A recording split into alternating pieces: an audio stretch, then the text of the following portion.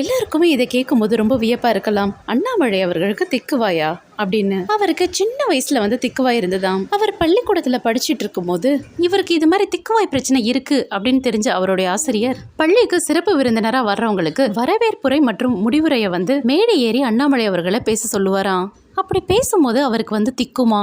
அதை பார்த்து சக மாணவர்கள் அவரை அவ்வளவு கிண்டல் பண்ணுவாங்களாம். ஆனா இதை எதையுமே பொருட்படுத்தாம அவருடைய ஆசிரியர் தொடர்ந்து அண்ணாமலை அவர்களை மேடை ஏறி பேச வச்சுக்கிட்டே இருந்தாராம். அண்ணாமலை அவர்களும் முதல்ல இந்த கிண்டல் கேலி எல்லாத்துக்குமே கூடி குறுகி நின்னாராம். ஆனா அவருடைய ஆசிரியர் கொடுத்த ஊக்கத்தினாலும் இவருடைய தொடர் விடாமுயற்சியினாலும் மேடை ஏறி பேசி பேசி கடைசியில அந்த திக்குவாய் ஒரு கட்டத்துல நின்றுச்சான். திக்குவாய் அப்படிங்கிறது உடல் ரீதியான பிரச்சனை இல்ல, அது மன ரீதியான பிரச்சனை அப்படிங்கறத அவர் தெரிஞ்சுக்கிட்டாராம். ஒரு காலத்துல திக்கி திக்கி பேசினவர் தான் இப்போ அவருடைய பேச்சு 8 திக்கும் ஒழிக்குது. இது எல்லாமே தடைகளை மீறி அவர் முயற்சி பண்ணதுனாலதான் வந்தது.